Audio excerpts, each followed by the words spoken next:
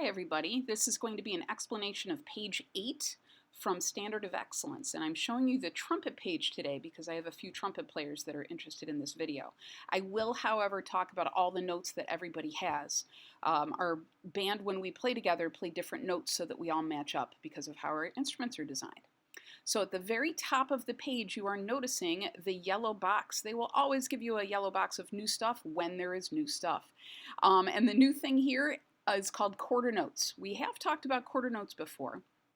A quarter note lasts for one count in 4/4 time, and a quarter rest also lasts for one count in 4/4 time.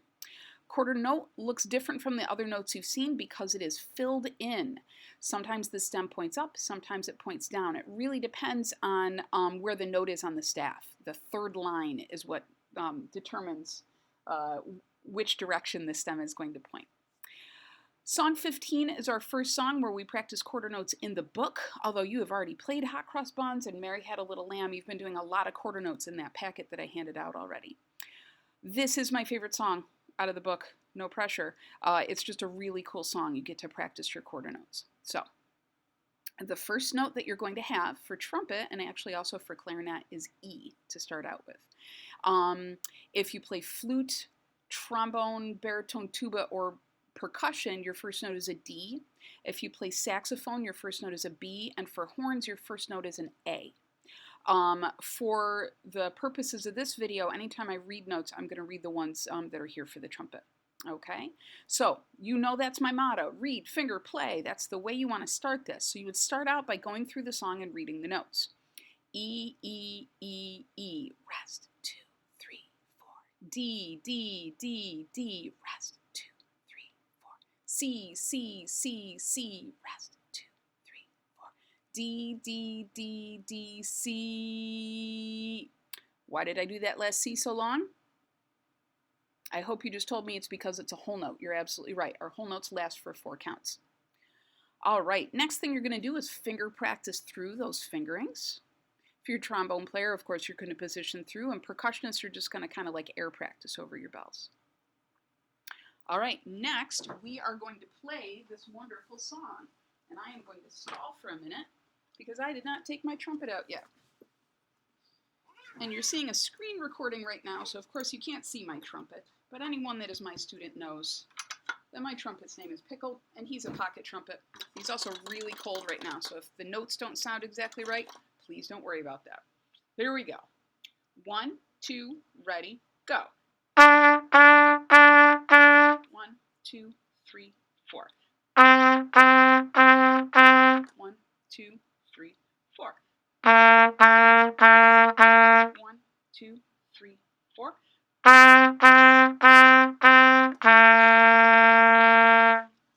And that is a quarter's worth, the best song in the book.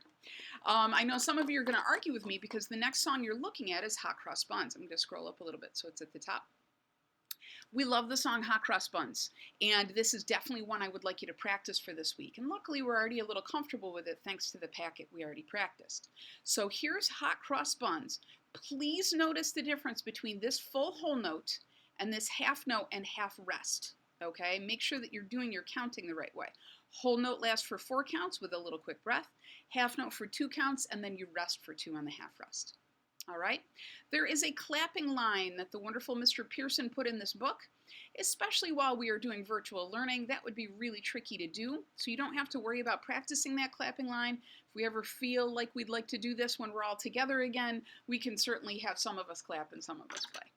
All right, here comes Hot Cross Buns. 1, 2, 3, go.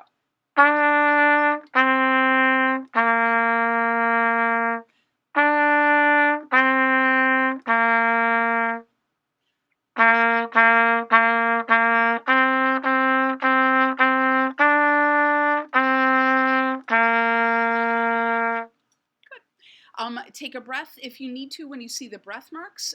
Sometimes I will breathe in between notes. I usually try very hard not to breathe right on a measure line unless there's a breath mark that says to. Our next song is called Au clair de la lune, and I think it was Brody that looked it up on Hey Google, and Google told him that this means moonlight. La lune definitely means moon, It would be good to translate this to see. It is a French folk song. And you guys already played a French folk song for me in the packet. And last year you played Au clair de la lune on your pre-quarter possibly. So this is a really cool one. Up at the top of the page, I'm going to scroll back quickly. The word phrase is there, the vocabulary word. And it says a phrase is a musical thought or sentence. Phrases are usually 4 or 8 measures long. And a phrase really is just like a musical idea.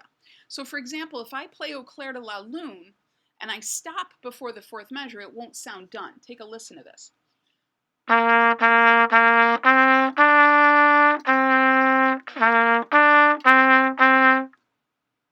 You're kind of looking for that next. That's your phrase. Sometimes a song has 4-measure phrases like Au clair de la lune. Cross Buns is like that also. And sometimes it's actually a full 8 measures for the phrase. Let's try playing Au clair de la lune together. 1, 2, 3, 4.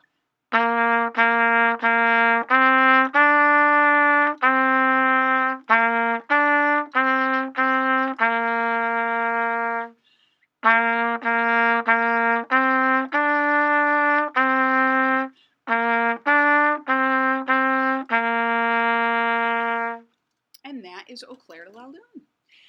So for the rest of this page, it is introducing 2 new notes, which is the 4th note and the 5th note that we learn. And your yellow boxes will show you these notes. As much as I love this book, I feel like these songs could do a better job teaching us those notes. It's kind of complicated, so I actually have a handout that I will give out next week that talks a little bit more about these 2 notes and lets us practice them on their own. So you do not need to worry about 18, 19, 20, or 21 when you practice this page for me. The bottom song, you guys are all looking at this one and notice that it's green. And in this instance, it says for trumpets or cornets only. A trumpet and a cornet are pretty similar things. If you play that instrument, flip to the back of your book, you'll read the information on the differences between the 2. If you play flute, it says for flutes only. If you play percussion, it says for mallets only. These are songs we wouldn't try to play all together as a band. Everything else works though, which I think is kind of cool. I'd love for you to give this song a try. It does throw those couple new notes in. For trumpet, it's F and G. For clarinet, it would be the same. For flute and all low brass and percussion, it's E flat and F. For saxophone, it's C and D. And for French horn, it would be B flat and C, which is kind of on the high side. So it's okay to hold off until I help you with those. Give that song a try. And then the other things you should practice for this week include all of your favorite songs. If you really want to play Mary Had a Little Lamb, please do that. If you haven't gotten your purple belt with Ode to Joy yet, keep practicing that. And always, if you have any questions, leave them on the Google Classroom and I would be happy to help you out. Have a great week of practicing. Thank you.